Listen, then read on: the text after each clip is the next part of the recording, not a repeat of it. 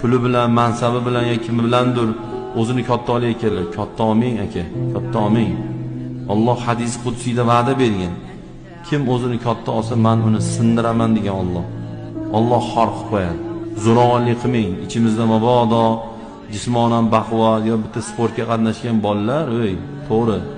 Tan olamiz, siz sportsmensizda.